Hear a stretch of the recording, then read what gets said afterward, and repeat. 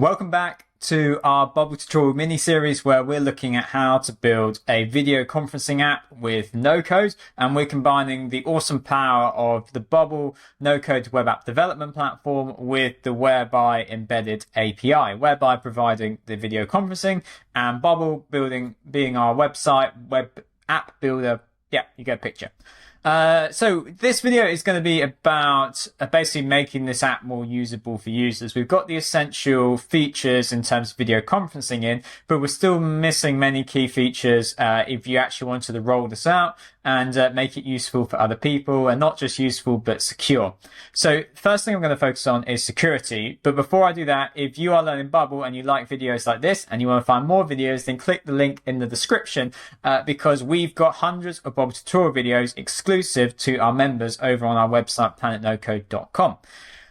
Let's dive into this one then. Let's set up registration and login first of all. So at the moment, my index page is a list of meetings that a user has created.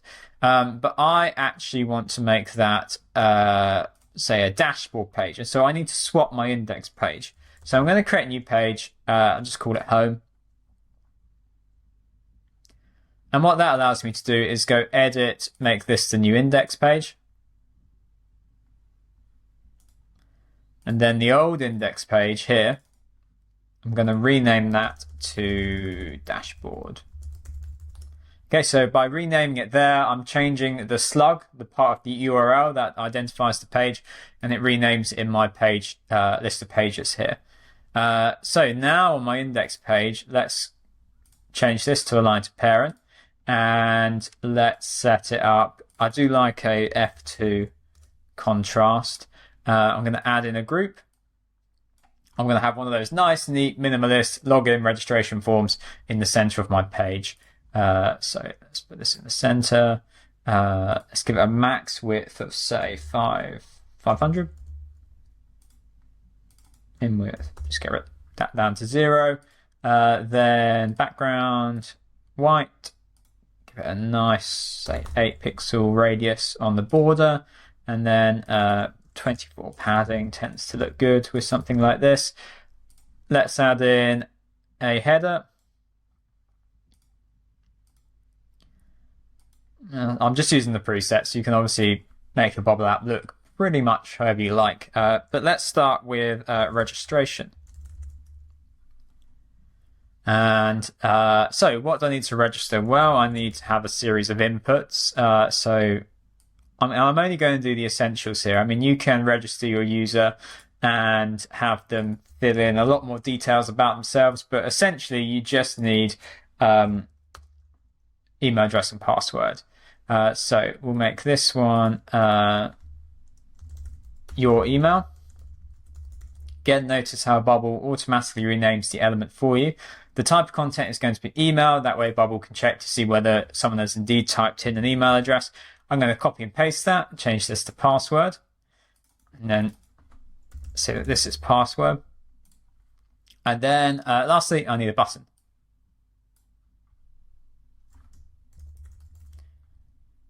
Let's put that down the bottom, and then so that this is a little bit more tidy, let's apply, say, 12-pixel gap between them. Okay, I'm also just going to rename this group register, because I'm going to use this page for both my registration and my login form. And I'm going to use URL parameters to swap between them, because that means that if I wanted to link to a specific form, I can do that. Let me demonstrate. But first of all, I'm going to add in the workflow. So when this button is clicked, we account, sign the user up, match up the fields.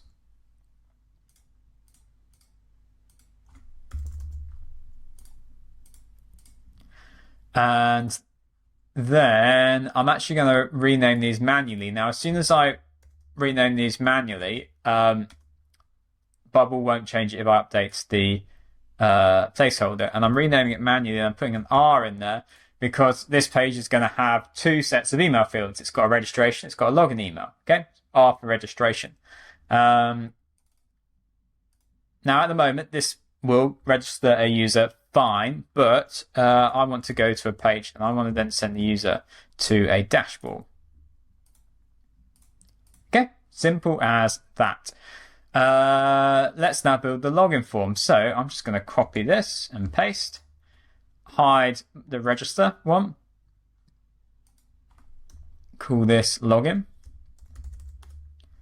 and then update the fields. So we'll say login. This is now L for login. And say login. Let's update the workflow. So this time we log the user in. And I select the input field for login email. And I select the input field for login password. And then same thing, I want to send them to the dashboard. Okay, so that's going to work. But what if the user arrives on this page and I'm showing the registration form, but actually I want to log the user wants to log in. So I'm going to say the default is registration. So in layout, is this element visible on page load? Yes. I'm going to say collapse when hidden. I don't think that makes any difference with align to parent, but I'm going to do that anyway. And then I'm going to say that when get data from page URL parameter login is true, I'm going to hide this element. I'm going to copy that. On login, I'm going to do the opposite. So say this is not visible on page load, collapse when hidden. But it is going to be visible when login equals true in the page URL. Let me really spell out exactly what difference this is going to make. So if I add in a text label on login, and it will say need to register. So what will happen? Well, when someone needs to register, I need to go back to this page and I need to clear out any parameters in the URL. I'm going to really show you what I mean in a moment with that. But so I just go back to this page, effectively link to itself. But I need something slightly different for register. So I'm copying my text, going on to register, pasting it in. And so this will say need to log in. And this time, when I say go to page, I'm saying index, but I'm passing in my parameter of login equals true. That's my preview. Let's replace it with the new index page. So if we were going to go and look in the URL, we would now see that the parameter login equals true has been added, and then by clicking need to register, it removes it. So this is a really good tip. It's slightly better than using custom states in this instance because it means that you can directly link to a specific visual on your page. So that's registration and login sorted. Let's just have a really quick chat about privacy rules.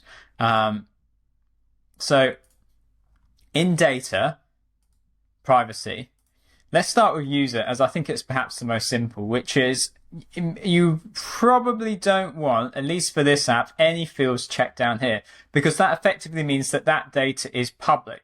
And there's not many instances where you would want a user's name or particularly their email address to be public. In Bubble, it is not just good enough to think, oh, I'm not putting that data on any pages. You need to ensure that the data is sufficiently locked down. It does not leave the server unless a privacy rule applies to it. So for example, here, this user is current user is saying that if this user is current user, then view your own email address, view your own name if you've got a name field, etc. Now, in an app like this, you're going to want to think about what you do with meetings. So when I created the meeting, I had this box here checked. So that means that I've got this basic privacy rule in place and then nothing is public. Now, what that would mean is that if anyone tried to, if you shared the link to the meeting page with anyone, they wouldn't actually be able to access it because they wouldn't be able to access any fields on that meeting, such as the meeting URL. And so that means whereby's embedded iframe is not going to work. So you could branch off in a few different directions here. You could think about this, oh, well, I only want meetings to be accessible in the app if individuals invite each other. I mean, that's kind of a separate feature set to think about, but you would still leave everything else empty, unchecked like this.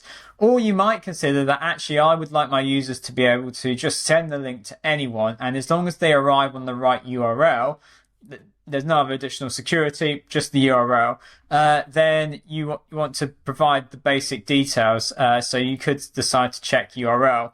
I think that would be the only essential one there. Maybe you want to show the label.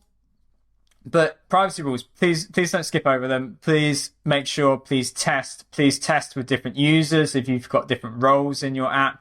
On that, if you want to test as different users, we haven't actually registered any users, but once you register users, remembering this is your development database, which is separate to your live database, you'll get users listed here. And there will be a button in one of the columns here that says run as, and that can save you a whole heap of time because it means when you start adding in test users, you can quickly swap between them and preview your app from the perspective of different users. So yeah, there you go. This is probably where I'll wrap things up. If you want to see me go in any other directions with an app like this, I feel like we've covered the basics, but we read every single comment that is posted. So yeah, please let us know what else you'd like to see us do with the Whereby API and building apps with Bubble.